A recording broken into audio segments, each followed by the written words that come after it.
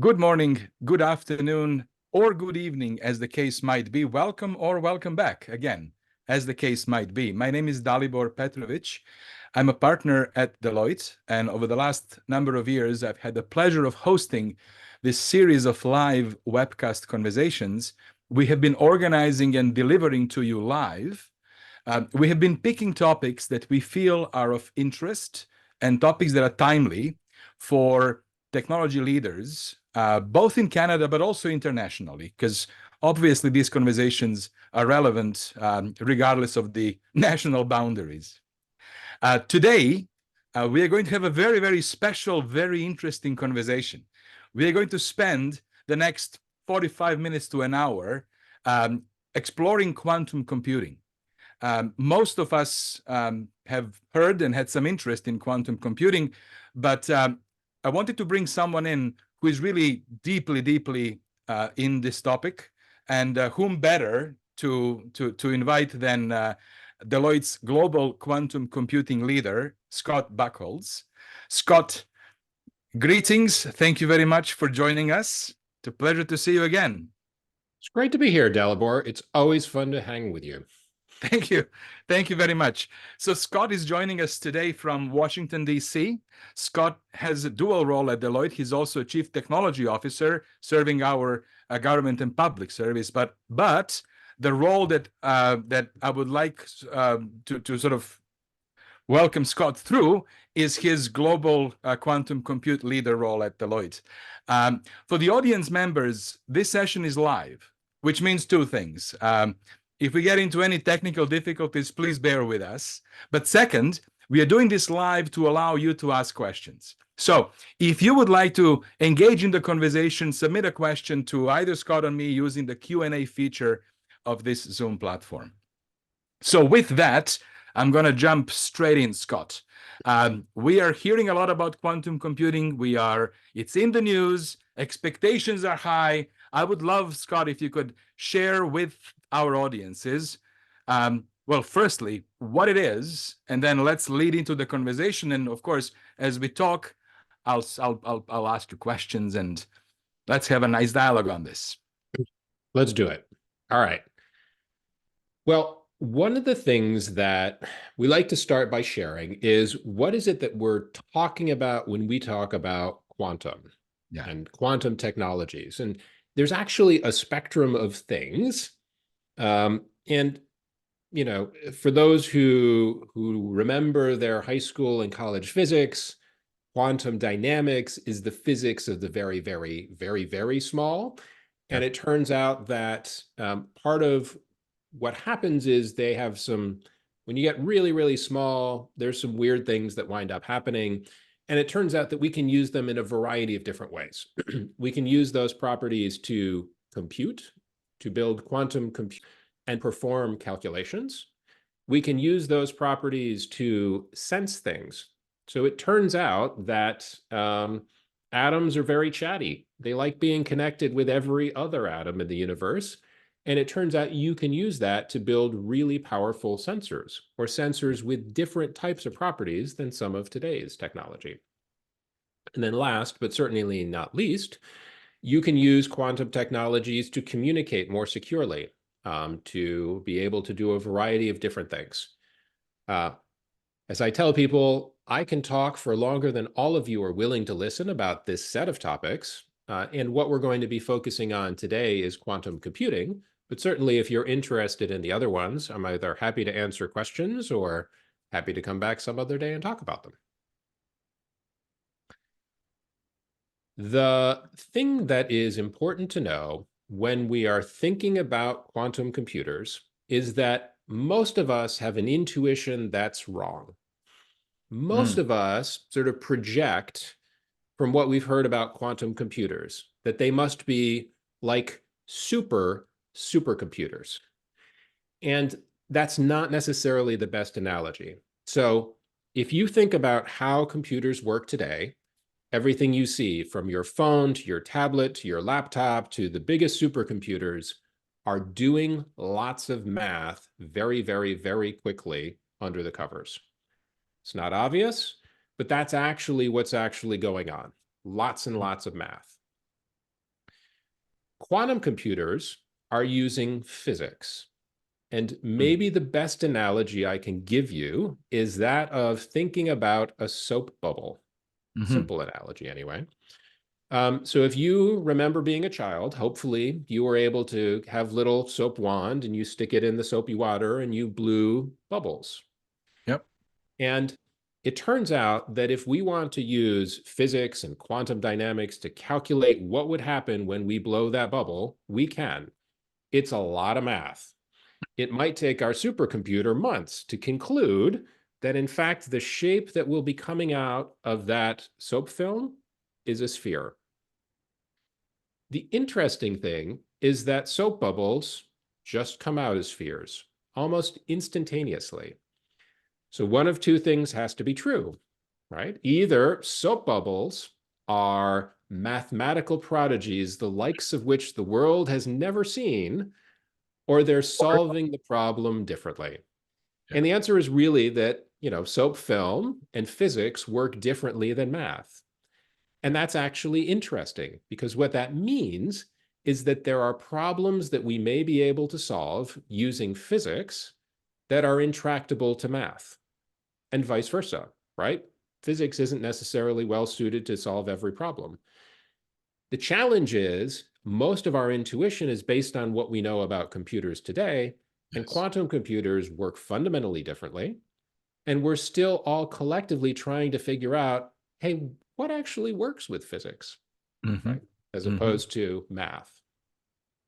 Does What that a make sense? fascinating moment in history. Like this feels like the moment in history that our binary computers were at like 80 years ago, right? And it in many ways is. Sometimes, Dalibor, I remind people a lot of quantum computers, it's like looking at a computer in the 1960s. Right. They fill rooms. They Yeah. tend to be kind of finicky. Um, they're things that only a few specialists can use. They're Yeah. things that only specialists love for the time being. Yeah. And maybe they can't do a whole lot. Certainly, the challenge actually for quantum computers is they're showing up after 7 or 8 decades of the smartest people in the world have been figuring out what you can do with math. Mm-hmm. It turns out it's really hard to beat 8 decades worth of the smartest people in the world. So Hmm. the fact that quantum computers can do anything even proximate to what that level of research can do with much less effort and much less time tells us that there's something to pay attention to here. Yeah. Absolutely. By the way, the fun thing when you're learning about quantum computers is people like to throw out really fun sort of statistics. Um, some of the ways of building quantum computers, and maybe I'll talk about that actually.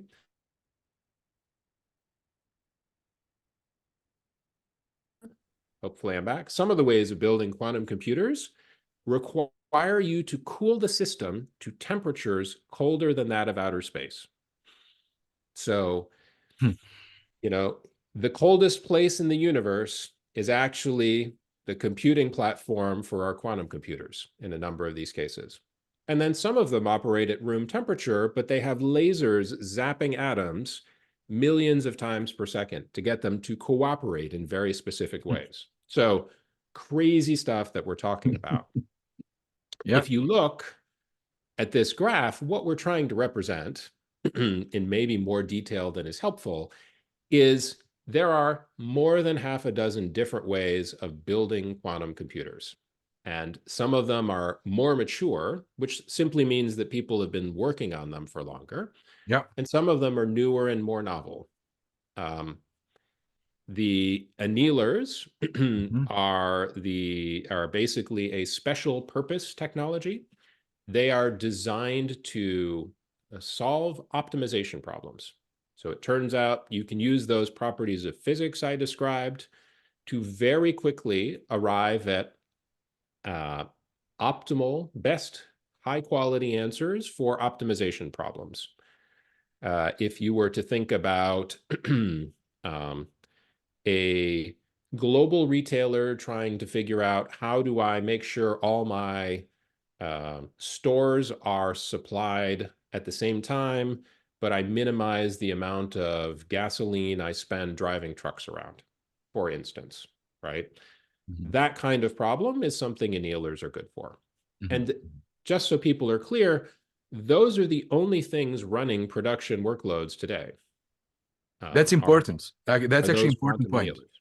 Mhm. So annealers are the ones that are in production today.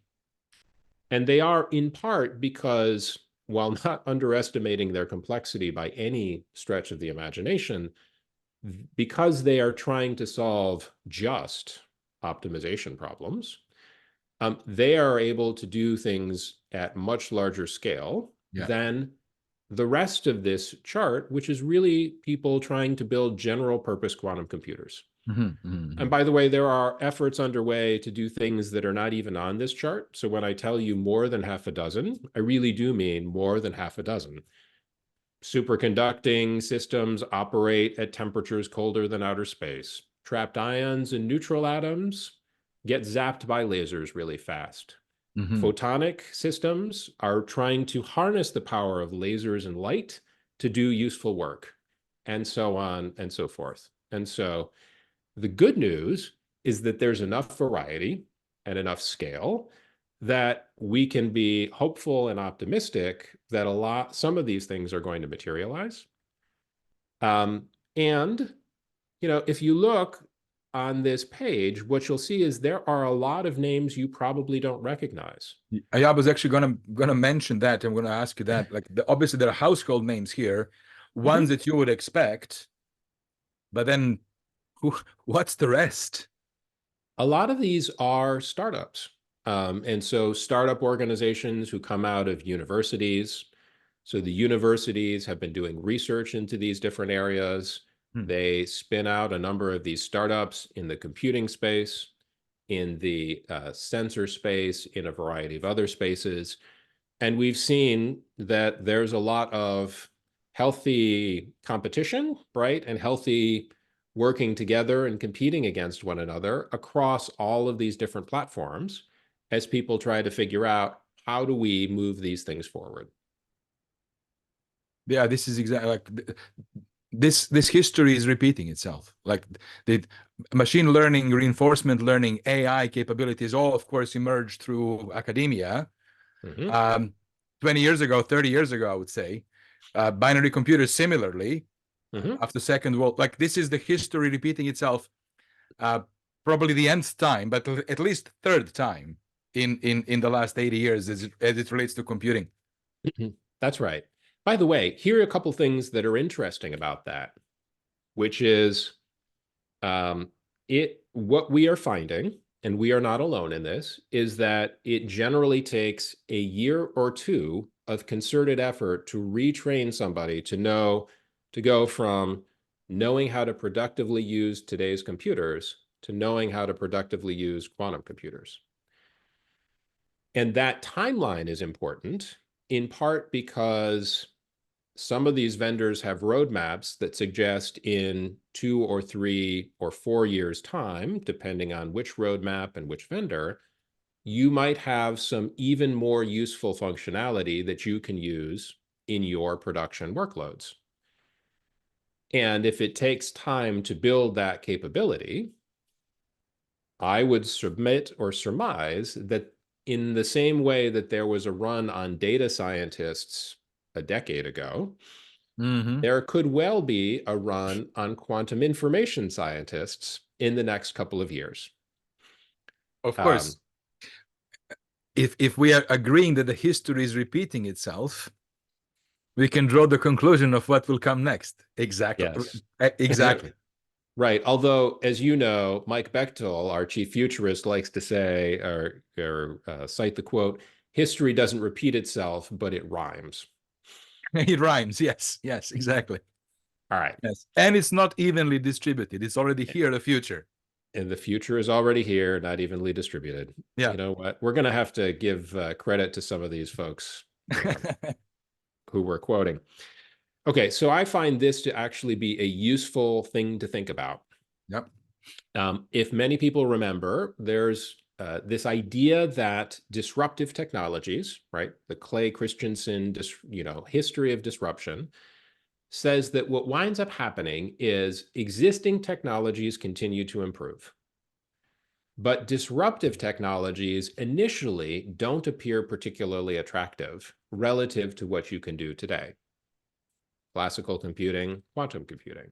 Yep. There comes a point, though, where you're able to start doing interesting things with the new technology that is not possible today. Mm-hmm. And the space between what is possible tends to grow over time because of the exponential increasing nature of technical capabilities. So if you look at this graph, what you will see, first of all, is the dotted green line that says quantum computing. Where you look at the words today on this chart, that quantum computing capability line is still below the classical computing solid white line. Yeah.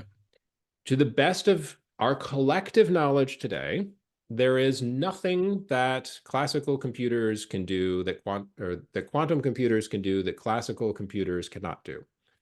And I will say, this is an ongoing arms race. Every time the quantum computing ecosystem finds something, some bright light comes up with a way to duplicate it or other things. So the great news is that no matter what, our capabilities are growing. Yeah.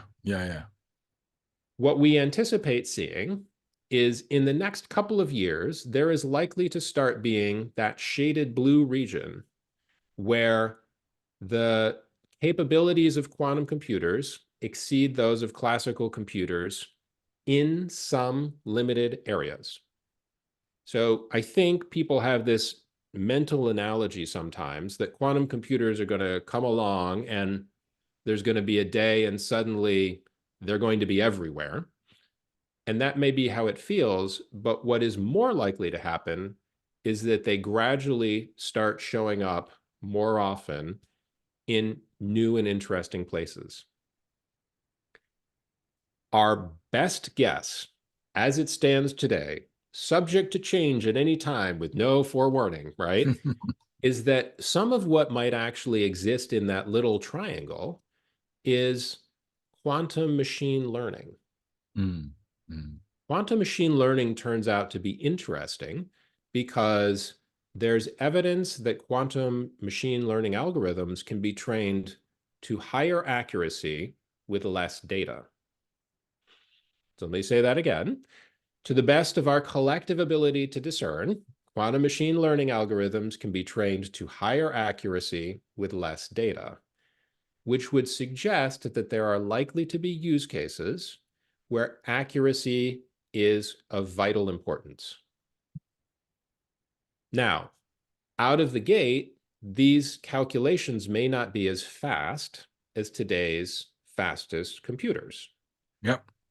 So, for instance, you probably would not want them to do your fraud detection for credit card real-time transaction processing. However, people are starting to ask whether or not you might say, should we look at series of credit card transactions that occur over time for patterns? Let me make this a little more concrete. If you are a credit card company, there are schemes that you are looking for, fraud schemes, that you can detect that are over time patterns. They are not in the moment patterns, but Dalibor has been trying to seduce me, and so I've been making recurring credit card payments to him of growing size over time. And that's called a romance scam. It turns out that that's an over time problem. And those might be places where the value is very high.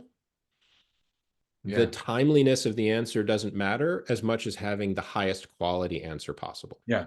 Accuracy is important, right? Accuracy is important. Yeah. Not about speed, it's about being correct. Yeah. It's about being correct. And by the way, that's true in insurance fraud. Yeah. That's true in a whole variety of areas where there's a material business value. Okay. So far, so good. Dalibor? Yep. So far, so I love how we're referring to computers as classical computers. It's almost like we're setting this up. We're setting it up in a parallel with music, the classical music, and then at some point the Beatles came onto the scene. and changed the game radically as it relates to music. I love that you're using the classical computing to describe our binary mathematical compute. Well, let me sort of pull that thread for a minute, right, Dalibor? Because rock and roll didn't make classical music go away. Correct. It just meant that it was for a different audience at a different point in time for different things. And in the same way, rock and roll quantum computers are not likely to make classical computers go away. Very good. Right? They're just going to make certain things better. Yes. Love it. I love it. We should keep that thread for future discussions too. We should. Excellent. So actually, maybe one more sort of random thought in that regard, Dalibor, which is, I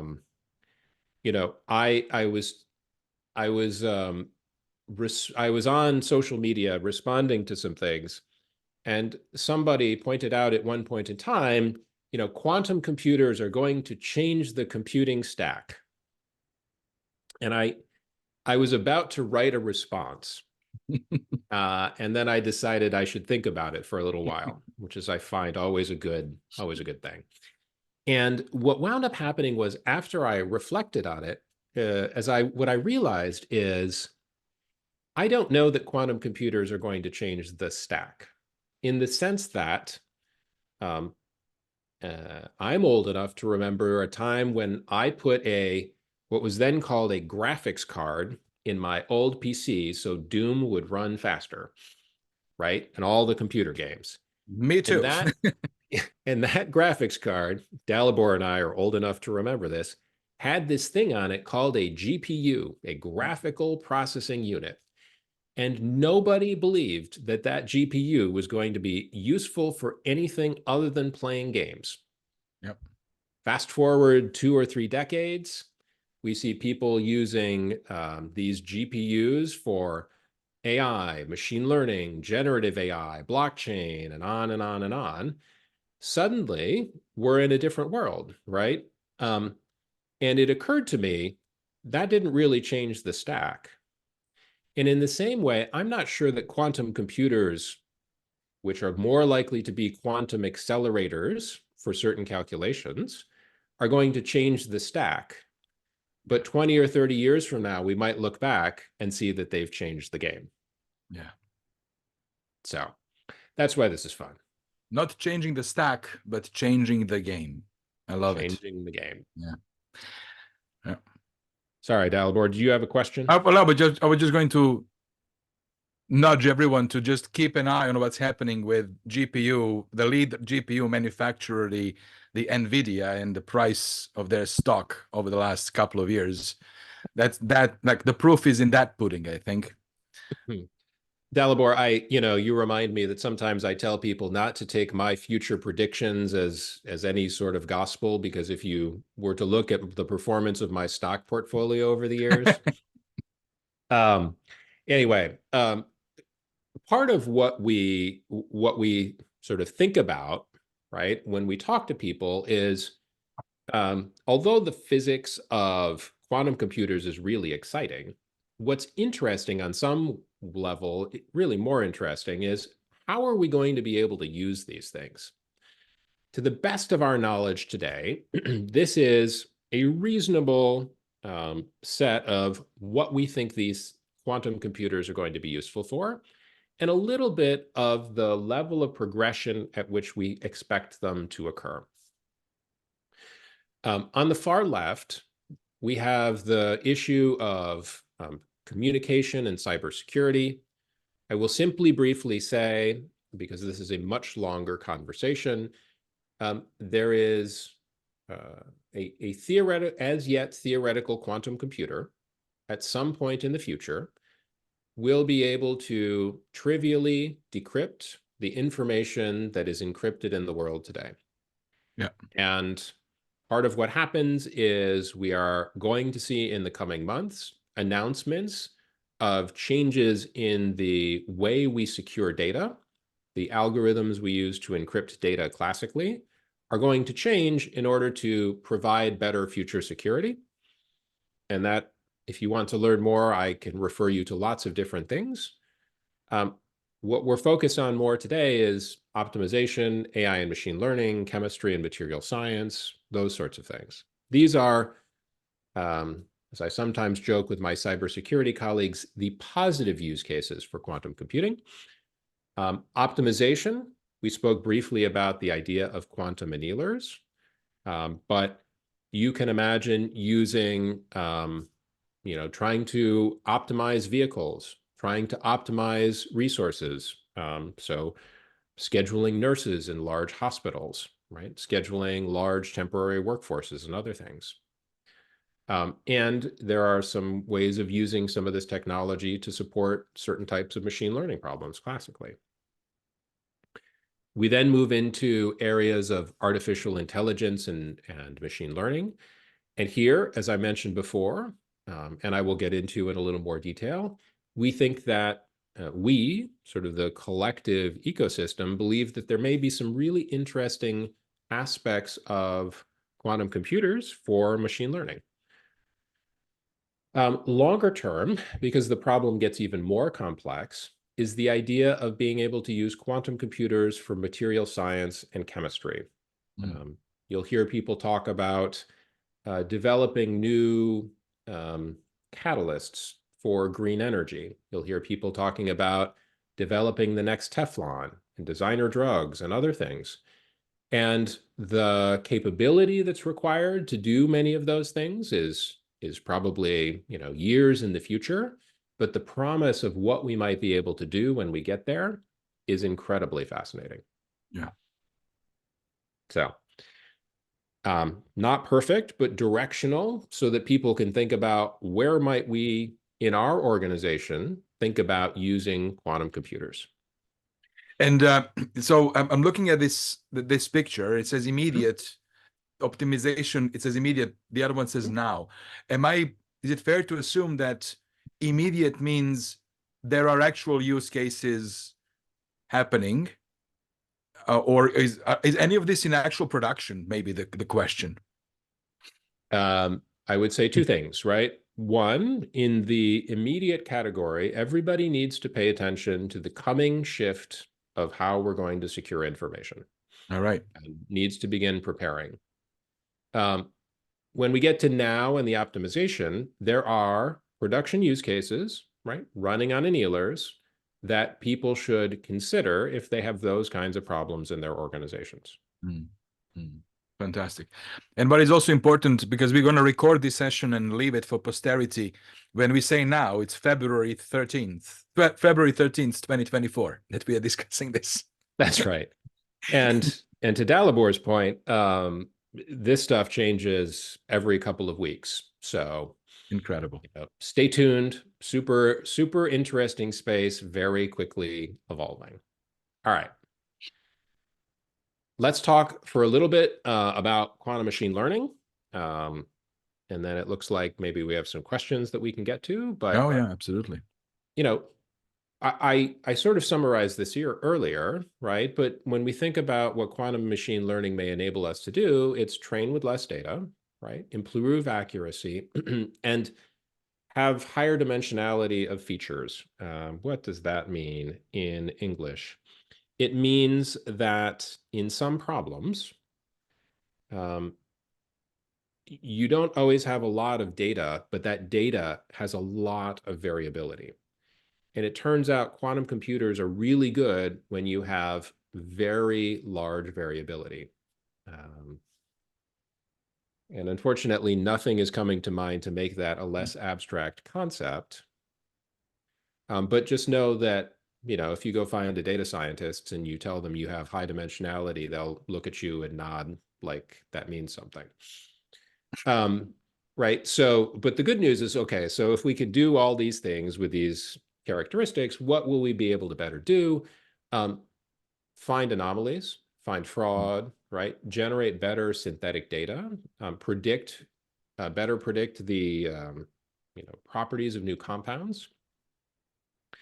One example that I'm not going to cover in detail, for instance, is we did a collaboration with IBM where we explored whether or not we could predict chemical properties of new chemicals by encoding the properties of known chemicals in a graph, right?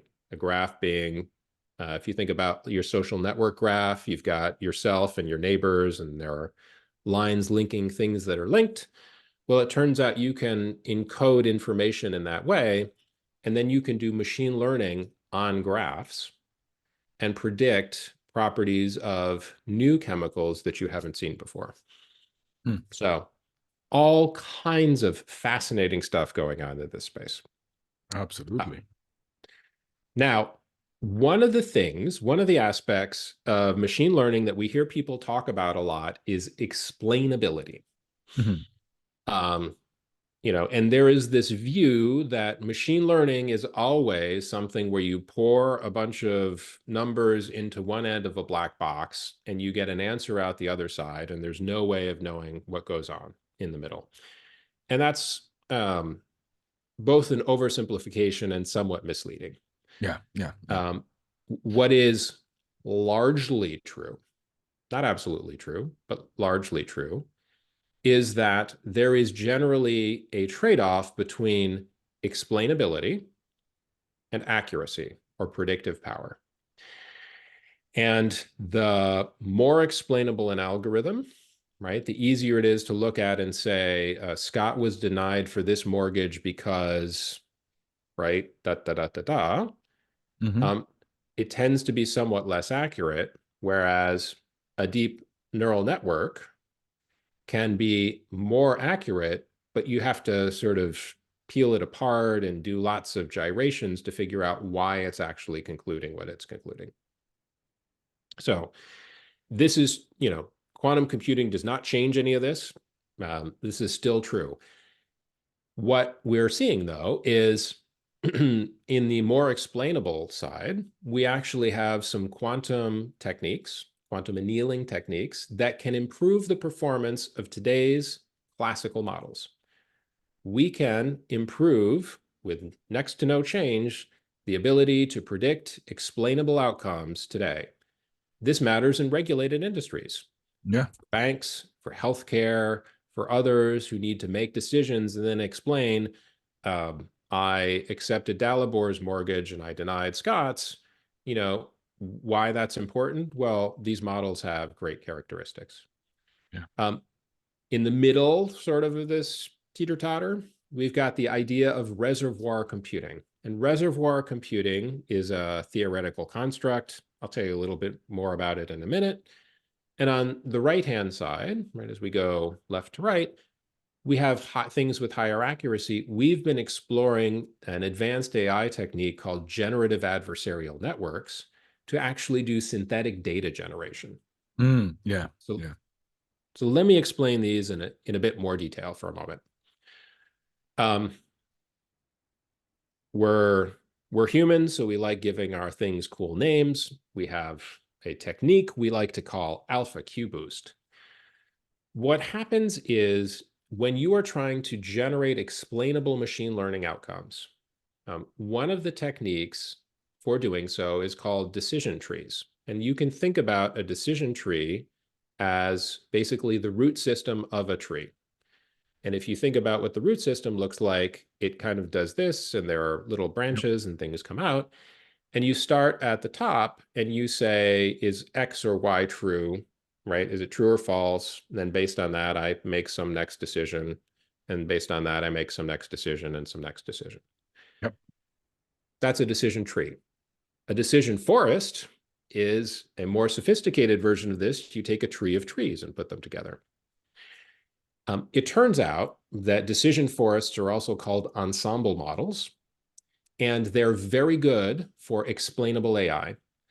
We were able to take a quantum annealer, and we were able to basically generate more compact, faster, higher accuracy decision forests than the best classical algorithm that's out there. Wow.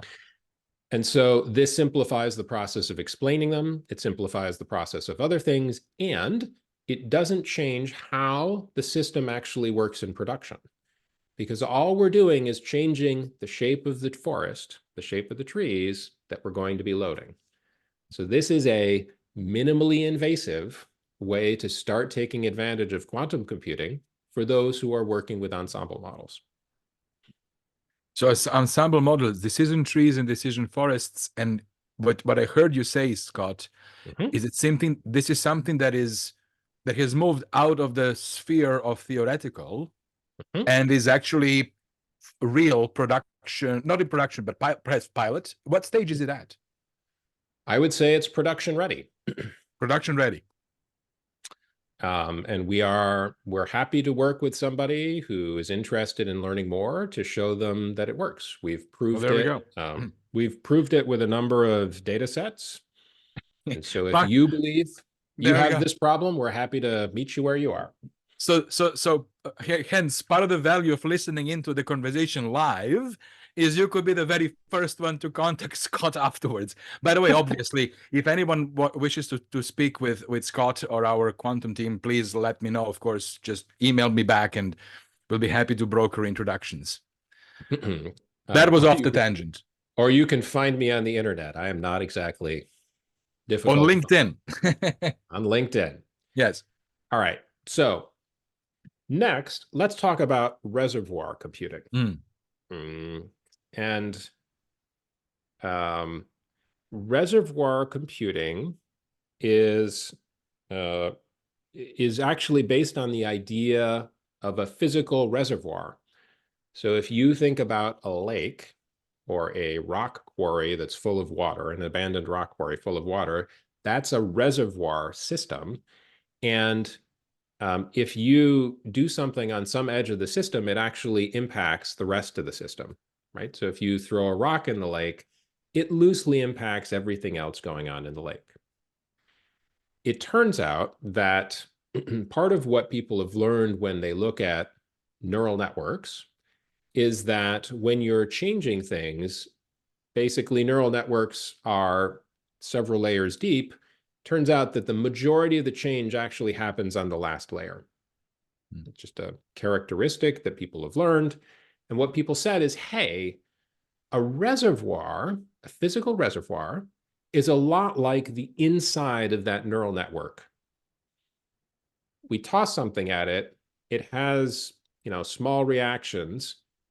Maybe we could just take the last layer, train the last layer, and put it on top of a lake.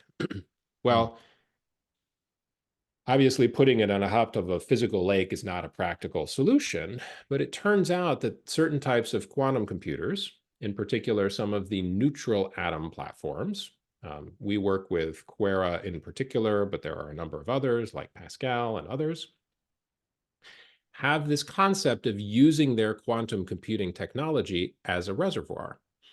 And then you put that classical last layer on top, run that to see basically how well you can predict things. And it turns out that we're starting to, we've been using our smart factory data from our smart factory. So Deloitte has one or two in Canada, and they're basically next generation factories with full automation of everything. And we actually, I'm not sure where I lost you, but we have a smart factory, which is a next generation fabrication line. Part of what happens is we take pictures of the output of the line as it's going along, and then we actually use those images for our quantum exploration. So we have, as you can sort of see in the lower left, pictures from the smart factory line, and we do quality assurance on them. And one of the things we tried doing was seeing whether or not we could do quality assurance using these reservoir computing. We also looked at, whether or not we could distinguish blood cells and images and a bunch of other things. And it turns out that While the reservoir computing model may not be ready for production today, it's actually starting to show promise and results. And we're working to figure out what kinds of problems show interesting promise with these techniques versus things that don't. So super interesting, cutting edge things, right? Starting to be made possible by quantum computers. Hitherto largely impractical, right? Turns out it's hard to keep people out of lakes if you want to try to use them for computational purposes.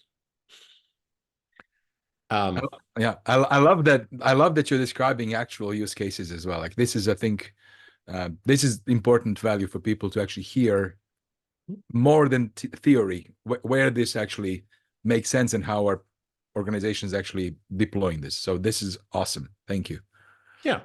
And what I will tell you is, you know, we are testing this in our smart factory, but it's probably not ready to run in production just yet. But what's good about actually doing some of these experiments is we can tell and we can help you understand where the cutting edge is and how fast it's moving. Yeah. And that winds up being important information. Absolutely. Yeah. All right. Last one in this series. So this is a concept called generative adversarial networks.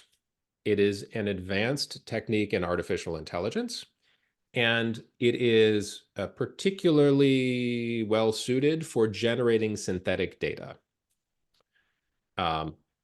We decided that what we would do is test whether or not we could build a quantum generative adversarial network, train it on medical images, and generate quality synthetic medical images. Why is this an important problem? Well, one, it's not just medical images that it will work with. Yeah. But two, it turns out that medical images have an interesting property. They tend to be very sensitive. And if you're trying to write an algorithm to detect, in this case, brain cancer or something, it's important to have lots of images of brains to train the algorithm that will actually say, yes or no, this looks like brain cancer. The problem is those images are very sensitive, right? They're PII or PHI, right? Healthcare information. And so it would be useful to have a way to generate more images to train the model that's helping the doctors. Part of what winds up happening is generative adversarial networks have one way of doing that. To run a generative adversarial network, you actually create two machine learning models that work together in tandem.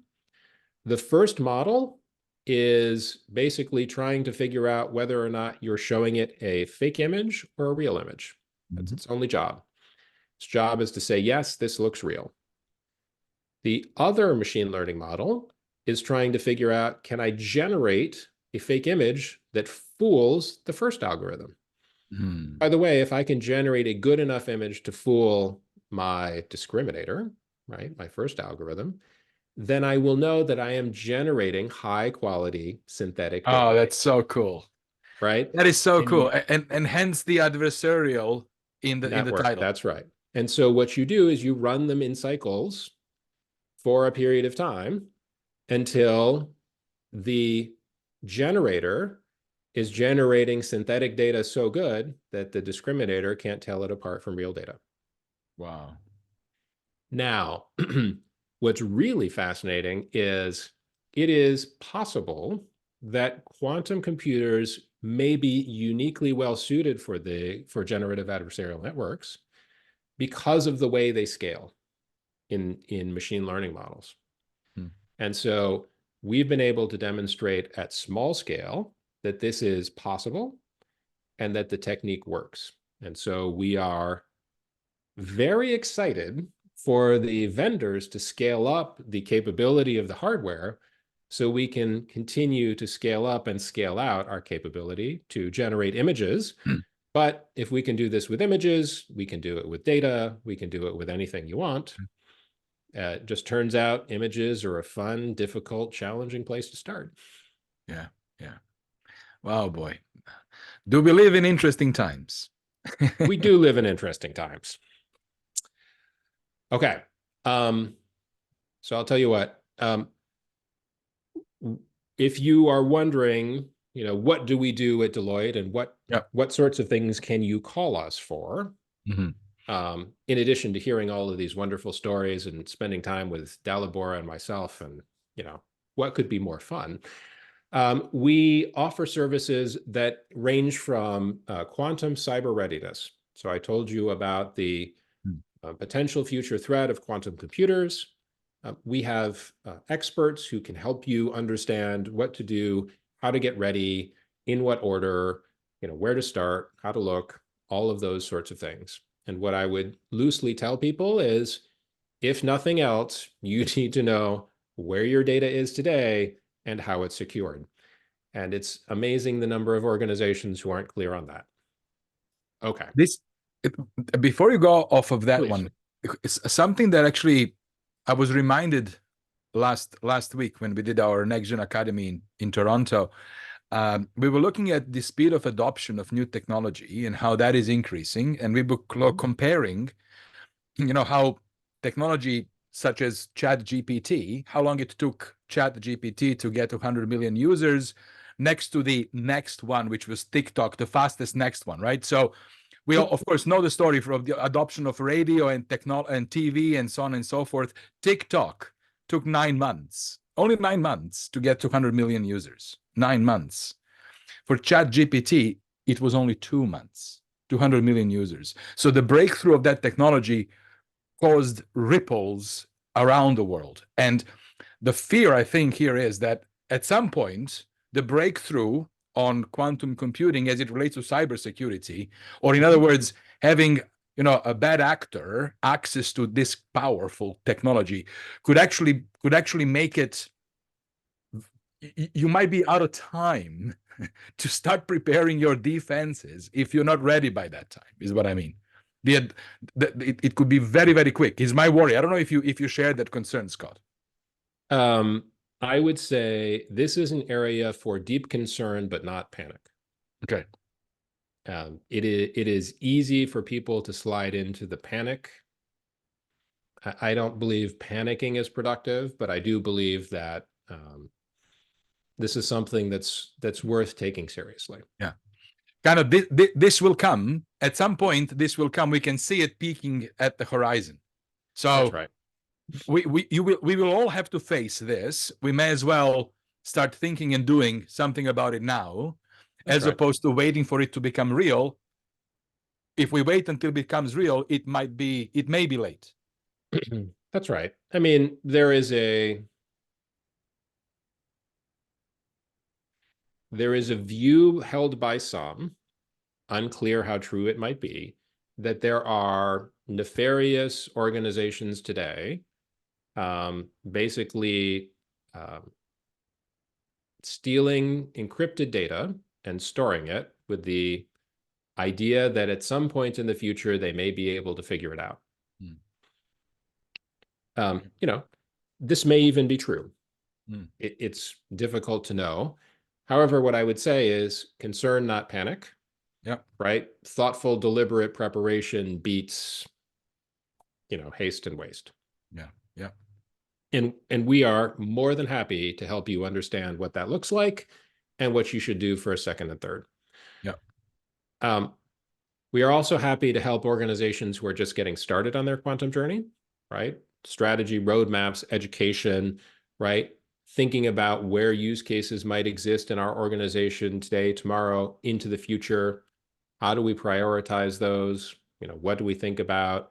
By the way, we've done this for organizations and found they had opportunities today where machine learning could help some of their problems they hadn't even thought to bring machine learning to. And so it's not always, hey, you need a quantum computer for this. Sometimes the answer is just an undiscovered opportunity. Yeah. Yeah. And then, and last, certainly not least, for people who have problems that fit more in the now, who want to understand what the journey is going to be like in more detail than just what can be conveyed in PowerPoint. if you want to, do a prototype or a proof of principle, if you want to do some joint research or think about production, we are happy to work with you across that spectrum of things as people think about who, what, when, where, why, and how. So. Yeah. Excellent, excellent. Thank you, Scott, for sharing that. And I think it's actually it's important for people to actually know that there are people there to help if this is something that they would like to explore more. So thanks very much for that. We have been receiving quite a few questions from the audience. I'd like to sort of address a couple. Now, I am in Canada, as you can tell by the beautiful flag behind me.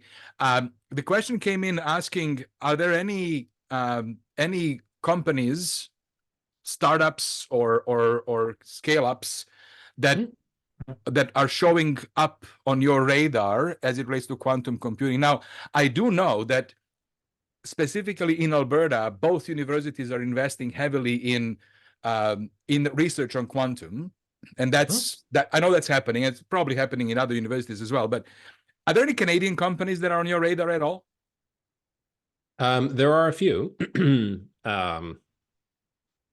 How's this? There are a few. There are particularly startup communities, Dalibor, as you mentioned, actually around Waterloo, because there's been some funding for that program for a while. There are some in Montreal where there's the Accélérateur Quantique that's actually happening. There are some in Alberta and other places. I try not to name our partners unless That's fair.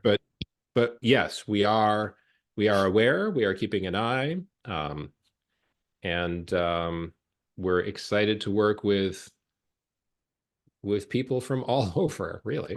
Exactly. Thank you. Faraz asked a question about, like, for those who are curious, who would like to learn more, where may you suggest would be the best resources or courses or books or YouTube channels? Are there anything you might well, I'm going to say the obvious one, like Deloitte research is obviously playing a role there. What else, Scott, where else could people go to learn more? I think it depends a little bit on what people want to learn. If what you're curious about is use cases, industry projections, sizing, and other things, to Dalibor's point, Deloitte Insights, there are a number of articles already available. There are also some podcasts and other things. But I would also refer you to a number of the analyst community, whether it's Gartner or McKinsey or Boston Consulting Group, BCG, or a handful of others do some really good and interesting research that they publish as well. If you are interested in, instead of that, trying to understand how to put your fingers on the keyboard and program a quantum computer, I would simply say take a deep breath. But IBM has some very good resources. They've invested a lot in trying to make it easy to get started. There are also a number of books that are quite good that you can start with. I happen to like one of the ones from O'Reilly that was written for classical developers to try to help.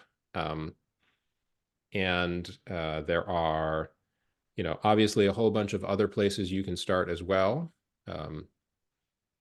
A variety of toolkits and other things. I think IBM has simply made a lot of their resources available. So there is, in some cases, more availability of content than there is for a number of the other platforms. Not that you can't start with Circ or, fill in the blank, Q#, your favorite, basically, programming platform. Thank you for that, Scott. There was another interesting comment. It says, back in the day, in the 60s, IBM CEO was famous for saying that there is a global market for mainframes at maybe 5, right? As you interact with champions of this research, both in academia, industry, governments, are there any naysayers who are doubting that this is going to be so transformative? Or do you feel that in this case, pretty much everyone is in agreement that this is coming and it's important, it'll be transformational, it'll change the game, as you said? I think there are, so it's interesting, right? I think there might be two camps of naysayers. Mm-hmm. And one camp is a group who's interested and excited, but trying to moderate what they view as unbridled enthusiasm. So there are a Okay. number of academics who are concerned that sometimes the marketing is getting out ahead of the reality, and you will see various attempts to sort of moderate the overall enthusiasm of the industry, as we have startups and organizations who have one set of pressures and academics who have a different set. Yep. There are also a smaller camp of people who believe that quantum computers will be like fusion, that it will be a couple of years away for the next several decades. Yeah. Um, Yeah. and I I don't know that I agree with them at this time, but there are a bunch of smart people in that camp, and we'll see. They might be right. Yeah. We got a couple of questions as it relates to cyber. One is, can you please elaborate approaches on how quantum computing may aid cybersecurity, and then what resources might be available to research that further? So, Sure. quantum in aid of cybersecurity, not bad actor. What's really interesting is a lot of what we're using quantum computing for today is potentially a better job or a slight variation on what we're already doing. So if you think about what we're already doing in cybersecurity, that sort of falls in the optimization, AI, machine learning, chemistry dimension, what I suspect might be true is that quantum computers might have some interesting properties for the machine learning, predictive modeling, and other things in cyber, right? They might do a better job of anomaly detection, particularly for some of those overtime activities. Where's the best place to go and look? Probably starting with some of the quantum machine learning materials. I'm not sure that there's been a tremendous amount of focus placed on quantum machine learning for cybersecurity just yet.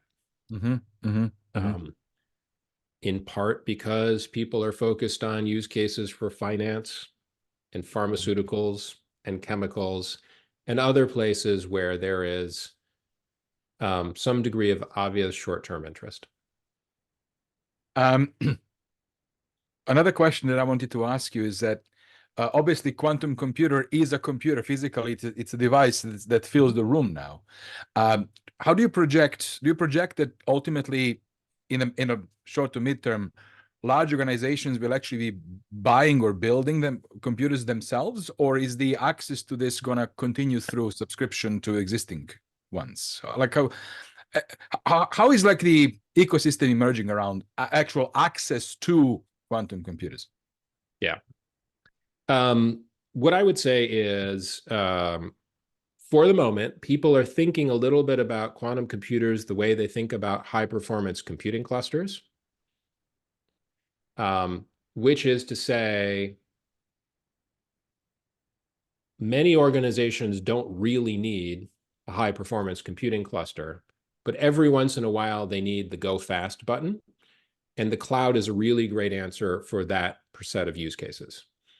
Right? I don't have a consistent need. I don't do crazy scientific modeling or whatever. I can just lease the capability, buy it on demand, rent it when I need it. Yeah. There are other organizations that have consistent demand for high performance computing and other things. And those organizations may in the future benefit from buying quantum computers.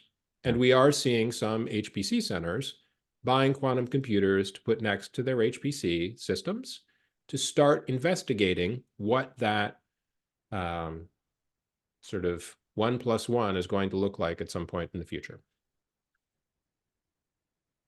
The future, which, as I said, we are already here, but unevenly distributed. Scott, thank you so much. This was so fascinating, informative, enlightening, action-oriented. I love that you shared stories of what clients are actually doing.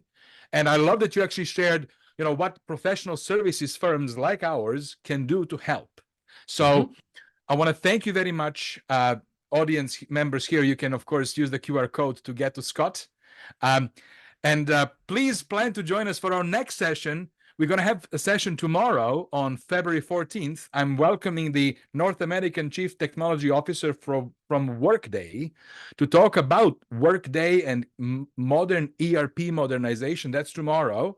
And then on Thursday, I'll be welcoming Hamad Abbasi, the co-founder and CEO of Pluto, one of the most exciting Canadian fintech scale-ups. So please plan to join us. Thank you very much, Scott. I really appreciate your time and your wisdom. Have yourself a lovely Tuesday. Thanks, Dalibor. Always a pleasure. Catch up Bye-bye. soon. Bye now.